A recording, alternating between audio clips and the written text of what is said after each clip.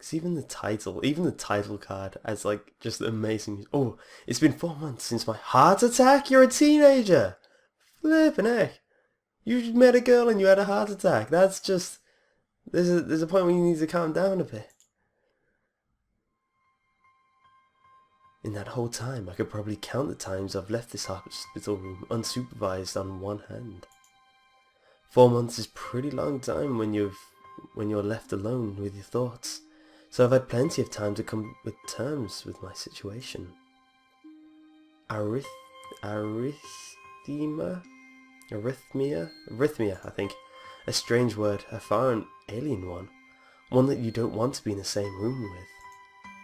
A rare condition. It causes the heart to act erratically and occasionally beat way too fast. It can be fatal. Oh no. Apparently I've had it for a long time. They say it was a miracle that I was able to go on so long without anything happening. Is that really a miracle?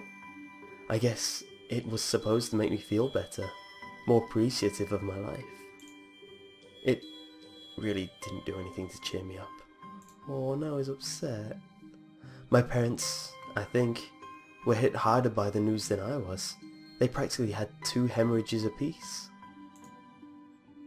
I had already had a full day by then to digest everything. To them, it was all fresh.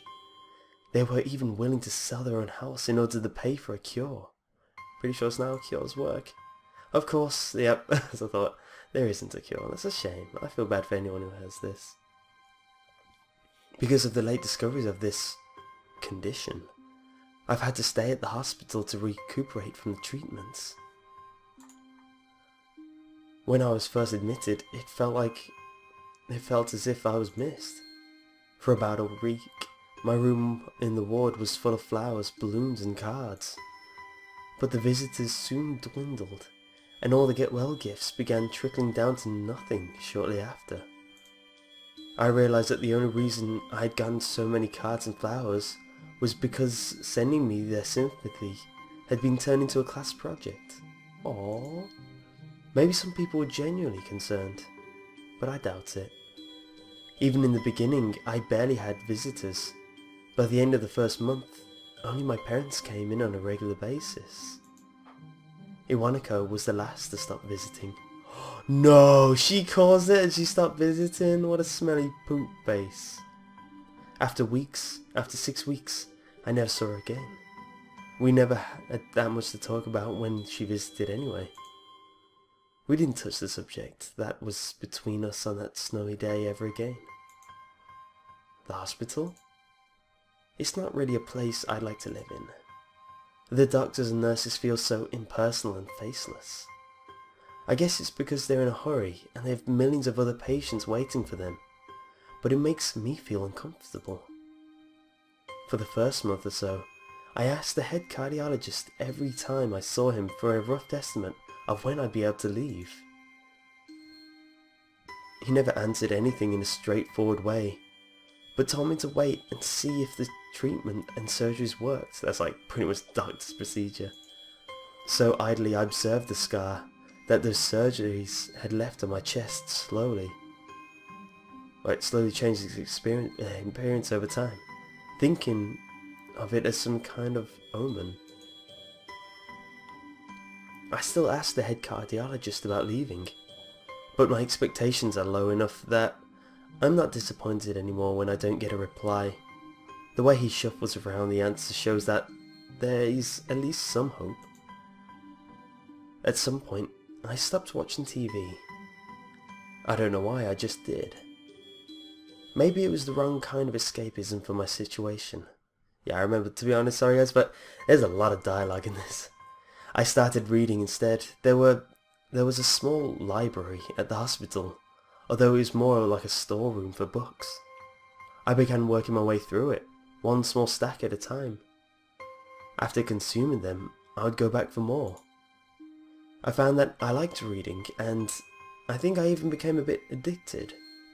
I started feeling naked without a book in my hands. But I loved the stories. That was what my life was like. The days became increasingly harder to distinguish from each other. differing only by the book I was reading and the weather outside. It felt like time blurred into some kind of gooey mass. I was trapped inside, instead of moving within. A week could go by without me really noticing. Sometimes I'd pause in realization that I didn't know what day of the week it was. I'm sorry, but I find that too relatable. But instead of books, it's the internet. But other times, all the things that surrounded me would painfully crash into my consciousness through the barrier of nonchalance I had set up for myself. The pages of my book would start to feel sharp and burning hot, and the heaviness in my chest would become so hard to bear that I had to put the book down aside and just lay for a while, looking at the ceiling as if I was going to cry. But that happened only rarely, and I couldn't even cry. Today the doctor comes in and gives me a smile. He seems excited, but not very. It's like he's trying to make an effort to be happy on my behalf. My parents are here. It's been a few days since I've last seen them, but both of them are even sort of dressed up. Is this supposed to be some kind of special occasion? It's not a party. There is even a ritual the head cardiologist has.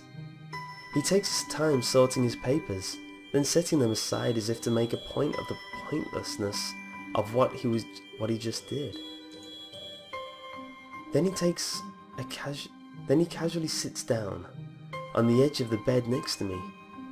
He looks me in the eyes for a moment. "Hello, Hisao? How are you today?" I don't even answer him, but I smile a little back at him. "I believe that you can go home. Your heart is stronger now, and with some precautions, you should be fine. We have all your medication sorted out. I'll give your father the prescription." The doctor hands a sheet of paper to my dad, whose expression turns wooden as he reads it quickly. So many. I take it from his hand and take a look at myself, feeling numb. How am I supposed to react to this? The absurdly long list of medications staring back at me from the paper seems insurmountable. They all blend together like a sea of letters.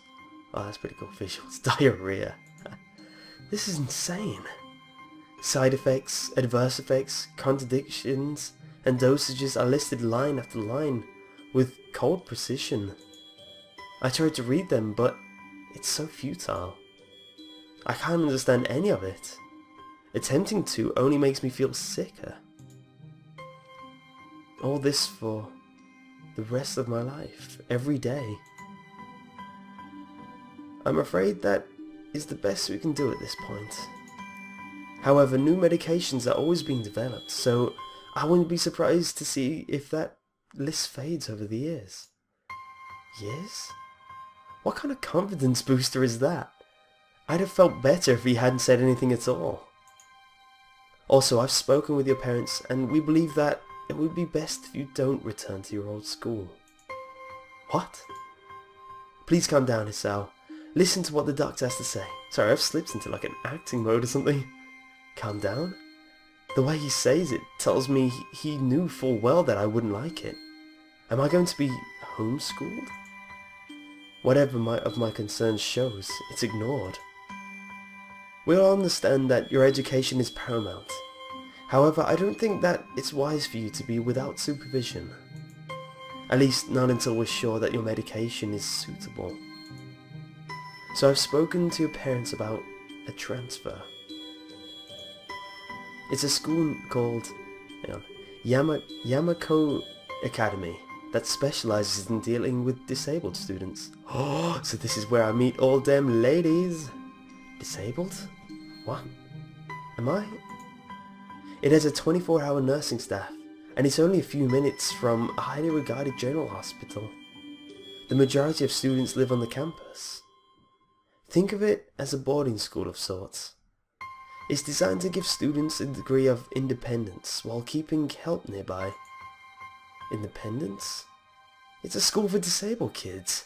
Don't try to disguise the fact. If it was really that free, there wouldn't be a 24-hour nursing staff, and you wouldn't make a hospital being nearby a selling point. Of course, that's only if you want to go, but your mother and I aren't really able to homeschool you. We went out there and had a look a couple of weeks back. I think you'd like it. It looks like I don't really have a choice. Compared to the other heart problems, people with your condition usually tend to live long lives. You'll need a job one day, and this is a good opportunity to continue your education. This isn't an opportunity. Don't call it an opportunity. Don't call it an opportunity. Oh wow, he's getting mad. Well, you should be excited at the chance to go back to school. I remember you wanted to return to school, and while it's not the same one, a special school, that's an insult. That is what I want to say. It's a step down. It's not what you think. All of the students there are pretty active in their own sort of way. It's geared towards students that can still get around and learn, but just need a little help in one way or another. Your father's right, and many of the graduates of the school have gone to do amazing things. A person doesn't have to be held back by their disability. One of my colleagues in the other hospital is a graduate. I don't care. A person doesn't have to be held back by their disability. That's what a disability is. I really hate that something so important was decided for me. But what can I do about it? A normal life is out of the question now. It's funny. I'd always thought my life was actually kind of boring. But now I miss it. I want to protest. I want to blame this lack of reaction on shock or fatigue. I could easily yell out something now. Something about how I can go back to school anyway, but no. I don't say anything. The fact is that I know it's now futile. I look around the room feeling very tired of all this. The hospital, doctors, my condition, everything. I don't see anything that would make me feel any different. There isn't really a choice. I know this, but the thought of going to a disabled school, what are those even like? As much as I try to put a positive spin on this, it's very difficult. But let me try. A clean slate isn't a bad thing. That's all I can think of to get me through this. At least I still have something. Even if it's a special school, it's something. It's a fresh start, and my life isn't over. It would be a mistake to just resign myself to thinking that. At the very least, I'll try to see what my new life will look like. This is good.